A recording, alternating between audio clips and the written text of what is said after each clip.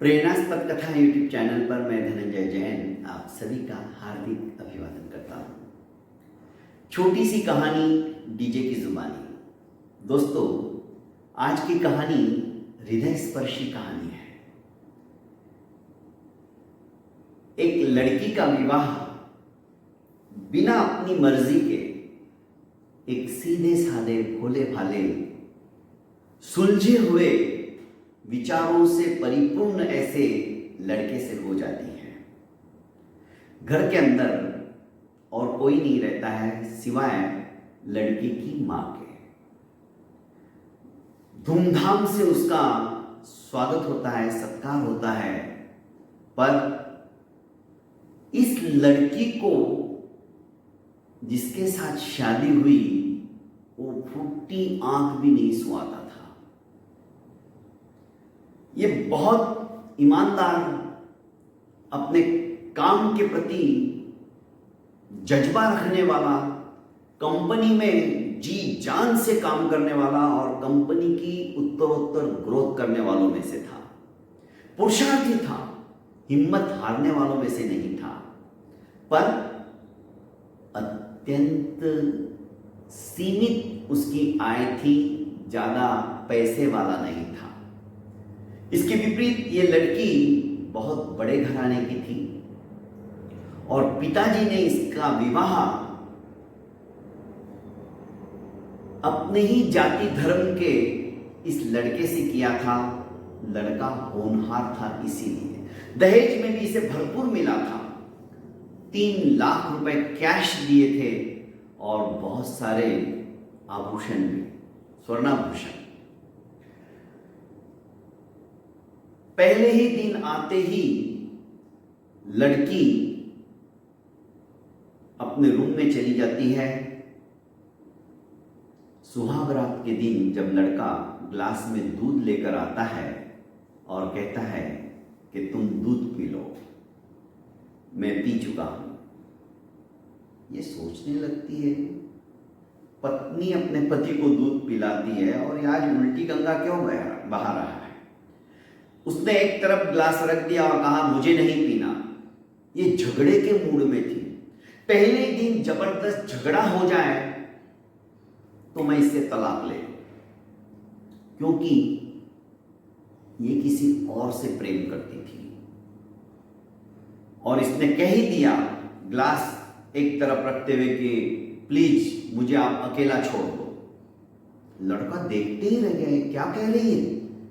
सुहाग रात के दिन एकाकी रहना चाहती है, पर एक बहुत शांत स्वभाव का था। उसने कहा मैं समझ सकता हूं, तुम बहुत थक गई हो, तुम आराम करो, मैं दूसरे रूम में जाके सो जाऊंगा। और ये चुपचाप चला गया। मां सब कुछ देख रही थी, समझ रही थी, पर बोली कुछ नहीं, क्योंकि मां के ही तो संस्कार थे इसके ऊपर। ये सोच रही थी इसने मेरे से झगड़ा क्यों नहीं किया। जम के इसने कुछ जवाब दिया होता तो मैं भी वापस इसको एक के बजाय 2 सुनाती और आज के आज ही किस्सा खत्म कर देती। पर दोस्तों, 1 महीना हो गया, ये दोनों एक कक्ष के अंदर सोए भी नहीं। सवेरे जल्दी उठकर नहा धोकर पूजा करके ये लड़का अपनी कंपनी में चला जाता और ये नाश्ता करके कभी इसने किचन में अपना पैर भी नहीं रखा। बेचारी वो बूढ़ी सासू मां खुद बनाती, इसे भी खिलाती और खुद भी खाती, पर ये नाश्ता करते ही अपने बॉयफ्रेंड को मिलने के लिए चली जाती, क्योंकि अपने पियर से एक स्कूटी भी लेकर आई थी। शहर में ही था उसका पियर। सवेरे जाती और शाम को जब तक पति वापस नहीं लौटता उसके पहले 1 घंटा पहले आ जाती। गार्डन के अंदर कभी किधर घूमने अपने बॉयफ्रेंड के साथ हमेशा निकल जाती। ये सिलसिला करीब करीब 6 महीने तक चला। हर बार कुछ ना कुछ झगड़े के मूड में बात करती, पर ये दोनों शांत रहते। एक दिन मध्याह्न के समय इसकी तबीयत ठीक नहीं थी तो ये घर पे आ गया। ये शाम को जब लौटी, इसे पता ही नहीं कि आज पति मेरा जल्दी आ जाएगा, पर इसने कुछ भी नहीं कहा और उल्टे मां से कहा कि मां, इसके लिए गर्मा गर्म चाय बना दो, थक के आई होगी। इतना सुनना ही था, उनके प्रति प्रेम और आदर भाव दर्शाने के बजाय इसने गुस्सा करना शुरू कर दिया। तुम्हारी मां तो बिल्कुल भी गंवार जैसी है, उसे चाय बनाना भी नहीं आता है। सवेरे सवेरे कैसे मैं नाश्ता करती हूं मुझे ही पता है, और मैं बाहर से नाश्ता और सब कुछ खा पी के आई हूं, मुझे कोई जरूरत नहीं। मां को बदतमीजी से बात करते हुए जब इसने पहली बार देखा तो इसका खून खौल गया। इसने उसके ऊपर हाथ उठा लिया। मां ने रोका कि नहीं बेटा, जाने दे, बहू अभी बच्ची है, तू क्यों गुस्सा कर रहा है। पर इसने एक टिका नहीं। अब क्या था, जाके अपने रूम में दरवाजा बंद किया और सो गई। फोन किया अपने बॉयफ्रेंड को और कहा कि मैं कल के कल तुम्हारे पास आ रही हूं। इसने कहा तुम ऐसे मत आओ, तुम कम से कम 5 लाख रुपए लेके आओ और कुछ गहने भी लेके आओ। मैं तो तुम्हें कब से कह रहा हूं कि उसे छोड़ना, पहले दिन हम भग के चले जाते तो आज आराम से ऐश की जिंदगी जीते, पर तुम ही नहीं, रुको, थोड़ा और रुको, उससे तलाक ले लेने दो। अरे तलाक होता रहेगा, जब तुम घर से भागी जाओगी तो ऑटोमेटिक वो तलाक दे देगा तुम्हें। ये सुनने के फिराक में नहीं थी, उसने मोबाइल बंद किया और सवेरे फलाने गार्डन के अंदर मिल रही हूं, पहले हम बैठ के चर्चा करेंगे, बात करेंगे और फिर यहां से भाग जाएंगे। ये इंतजार कर रहा था। आई गार्डन में इसके ऑफिस जाते ही, क्योंकि सवेरे सवेरे अपने रूटीन के अनुसार इसने पूजा की, नाश्ता किया और ऑफिस के लिए निकल गया। लंबा अरसा हो गया था, पति पत्नी का रिश्ता सिर्फ नाम मात्र के लिए था, लोगों को दिखाने के लिए। ये गार्डन में पहुंचती, अपने बॉयफ्रेंड से कहती कि बस अब उस गंवार के साथ मैं एक पल भी नहीं रहना चाहती। इसने कहा मैं भी तो तुम्हें यही कह रहा था, पर हम जाएंगे कहां। अरे भाग चलते हैं कहीं पे भी जहां पर आराम से सुकून की जिंदगी जी सकते हैं। पर तुम्हारे भी तो नखरे हैं। आज मेरे से प्रेम करते करते तुम्हें 3 साल हो गए, पर तुमने मुझे अभी तक छूने तक नहीं दिया है। कहती हो कि शादी के बाद ही, हाँ तो मैंने उससे सिर्फ शादी की है, अभी तक उसने भी मुझे छुआ नहीं। मैं भी आज भी तुम्हारे लिए मैं कुंवारी हूं, और ये सब कुछ करना शादी के बाद ही अच्छा रहता है। पर मैंने उससे शादी करने के बाद भी उससे नहीं किया, क्योंकि मैं तुमसे प्यार करती हूं। इनकी आपस में थोड़ी नोकझोंक शुरू हो गई। लड़के ने सोचा कि बात बिगड़ जाएगी। उसने कहा ठीक है ना, लाओ मैं तुम्हारे मांग के अंदर सिंदूर भर देता हूं, हम आज ही मंदिर में जाके शादी कर लेते हैं और कल यहां से भाग जाएंगे। पहले हम शादी करेंगे, उसके बाद में हम यहां से भागेंगे। लगे तो हम भाग के शादी करेंगे, बोलो मुझे क्या करना है, अभी चलते हैं। हम नहीं, हम खाएंगे क्या, कम से कम हमें सेटल होने में 2-3 महीने तो लगेंगे, तब तक के लिए हमारे पास पैसा कहां है। तुम जमा पूंजी कम से कम 5 लाख तो लेके आओ। मेरे पिताजी ने सिर्फ 3 लाख दिए, और वो भी उसने अलमारी में लॉक करके रखे हैं। हाँ, जो गहने मुझे दिए थे वो मेरे पास है, मैं वो लेके आ जाऊंगी।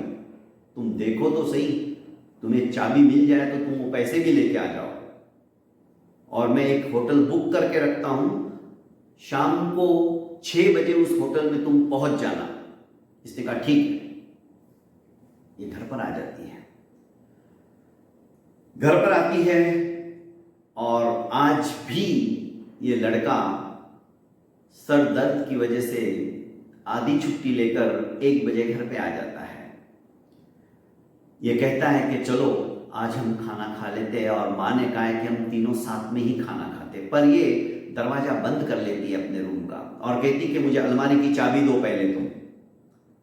ये अलमारी की चाबी नीचे से दे देता है।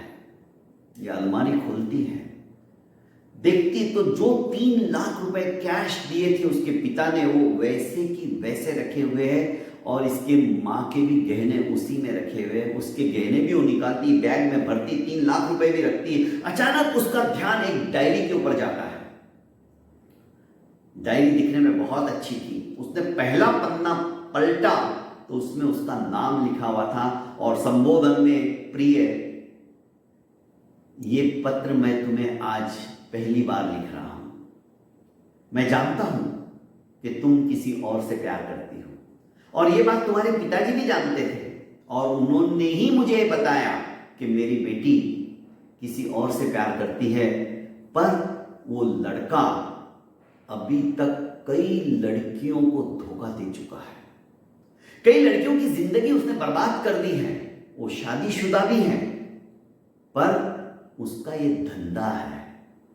वो इसी तरह से लड़कियों को फंसाता है और उनकी इज्जत भी लूटता है और उनका धन भी हरण कर लेता है, बाद में उन्हें ही ब्लैकमेल करता है। पर बेटा, मैंने तुम्हारे बारे में बहुत सुना है। मैं ये सच, मेरी इज्जत बचाने के लिए तुम्हारे सामने हाथ फैलाकर भीख मांग रहा हूं। मेरी बेटी को अपना लो।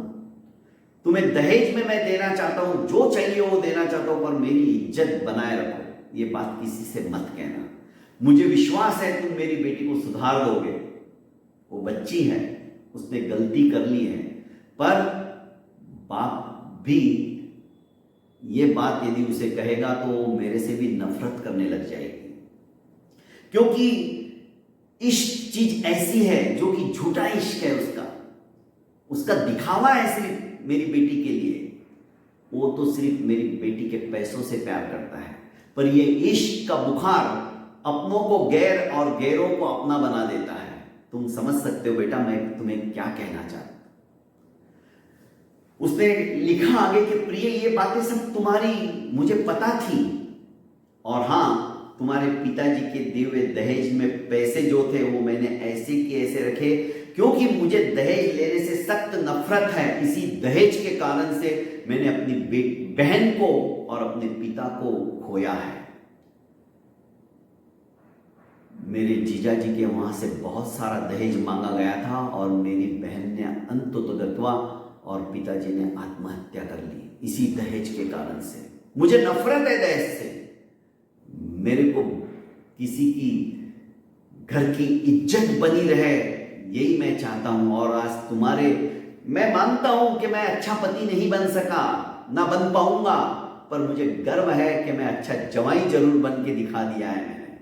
यही कारण है कि मैं सहन करता हूं। इतना सब कुछ जानते हुए भी, समझते हुए भी मैंने मां से भी ये बात नहीं बताई है, क्योंकि तुम्हारी भी इज्जत तो मेरी ही इज्जत है। एक एक शब्द इस लड़की के लिए तो हिला देने वाले थे। इधर बार बार लड़के का मैसेज आ रहा था, तुम कब तक आ रही हो, मैं यहां पर इंतजार कर रहा हूं, और हां, आते आते पैसे जरूर लेके आना, वरना वापस तुम्हें पैसे लेने के लिए जाना पड़ेगा उसी गंवार के पास। ऐसे अलग अलग मैसेज हर 2-3 मिनट में आ रहे थे। अंततोगत्वा 5 बज गई थी शाम की। ये पढ़ती जा रही थी। इसने वो लेटर कम से कम 3 बार पढ़ लिया। उसमें आगे ये भी लिखा था, तुम जाना चाहो उसके साथ जा सकती हो, पर एक बार कम से कम अपने उस पिता के बारे में जरूर सोचना। मेरे बारे में सोचने के लिए तुम्हें कोई जरूरत नहीं है, क्योंकि मैं हूं ही पराया, और आज तक तो मैंने तुम्हारी मर्जी के अनुसार कुछ किया भी नहीं है। मैंने तुम्हें छुआ तक नहीं है। तुम वैसी की वैसी ही हो, पर उस पिता के बारे में सोचना जिसने तुम्हें अपने कलेजे के टुकड़े की तरह संभाल के रखा था, नाजों से तुम्हें पाला था, पोसा था, बड़ा किया, इस काबिल बनाया। उसकी इज्जत हमेशा बनाए रखना। तुम कहीं पे भी जा सकती हो। और हां, डायरी के बीच में तलाक के पेपर्स भी मैंने तैयार करके रखे हैं। मेरी साइन भी उसके ऊपर है। जिस दिन तुम्हारा मन होवे तुम भी साइन कर देना, पेपर छोड़ देना, मैं कोर्ट में जमा कर दूंगा, हमारा तलाक हो जाएगा। तुम्हें मेरी तरफ से वो भी रुकावट आने वाली नहीं है। तुम दूसरी शादी कर सकती हो। पर इसका मन अब परिवर्तित हो चुका था। इधर इसका फोन आता है बॉयफ्रेंड का और कहता है कि निकली या नहीं निकली अभी तक, और वो 5 लाख लिए या नहीं तुमने। इसे सिर्फ पैसों की ही बातें सुनाई दे रही थी। इसने फोन स्विच ऑफ किया, सिम कार्ड निकाला, सिम तोड़ा और एक तरफ फेंक दिया। ये बाहर आई, देखा पति दवाई लेने के लिए जा चुका था। शाम के 6 बज चुके थे। मां किचन के अंदर खाना बना रही थी। इसने कहा कि सासू मां आप अब आराम कीजिए। इसने लंबा चौड़ा सिंदूर भरा, सुहागन के कपड़े पहने और किचन में काम करने लग गई। पतिदेव के आने से पहले उसने बढ़िया अदरक की चाय बनाई और जैसे ही उसके पति ने घर के अंदर प्रवेश किया, चाय अपनी सासू मां के लिए और अपने पति के लिए लेके आई। ये तो देखते ही रह गया, ये क्या हो रहा है, ये क्या चमत्कार। तीनों ने साथ में बैठकर खाना खाया। आज खाना भी इसी ने बनाया। दूसरे दिन जब पति जाने लगा ऑफिस में, तो इसने फोन पे कहा कि ऑफिस का एड्रेस मुझे मैसेज करके जाओ और लोकेशन भी डालो। इसने लोकेशन वहां पहुंच के डाल दिया। ये खाना गर्मा गर्म बनाकर वहां पहुंचती है तो ये तो देखते ही रह जाता है, ये हुआ क्या है। कल भी इसने बढ़िया चाय बनाई, आज मेरे लिए टिफिन लेके आई है गर्मा गर्म। तो इसने कहा सबके सामने, ऑफिस के लोग भी देखते रह गए कि आज पहली बार इसकी पत्नी आई है। तो इसने आई लव यू कह के उसे अपनी बाहों में लिया सबके सामने देखते देखते, और ऑफिस के सभी लोगों से कह दिया कि अब 1 महीने तक ये तुम्हें वापस ऑफिस में नहीं दिखेंगे, हम लंबी छुट्टी पे जा रहे हैं। ये आश्चर्यचकित हो गया दोस्तों, और इन दोनों के अंदर जो प्रेम का बीज अंकुरित हुआ वो सचमुच में काबिले तारीफ था। प्यार से, स्नेह से अच्छे अच्छे के मन को भी हम परिवर्तित कर सकते हैं दोस्तों। आवश्यकता है थोड़ा सा धैर्य रखने की, समझने की, और उस परम पिता परमेश्वर पे विश्वास रखने की। क्योंकि डायरी के अंतिम पंक्तियों में इसने लिखा था कि तुम तलाक दे सकती हो, तलाक के पेपरों पर साइन कर देना, पर मैंने जिंदगी में सिर्फ तुमसे प्यार किया है, तुमसे करता रहूंगा। मेरा तुम्हारे अलावा अब इस दुनिया में कोई और नहीं है। मेरी माँ और मेरी धर्म पत्नी, मैंने तुम्हें दिल से पत्नी स्वीकार किया है और अंतिम समय तक तुम ही मेरी पत्नी रहोगी, चाहे तुम मुझे छोड़ के चली जाओ। इसे एक एक बात वो याद आ रही थी कि मेरे पति परमेश्वर कितने अच्छे, जिसे मैं गंवार समझती थी, वो तो लाखों करोड़ों में कोहिनूर हीरे की तरह चमकने वाला है। दोस्तों, प्रेरणास्पद कथा यूट्यूब चैनल को आपने अभी तक लाइक एवं सब्सक्राइब नहीं किया है तो कर लीजिए, और ज़्यादा से ज़्यादा अपनों को शेयर कीजिए। प्रणाम।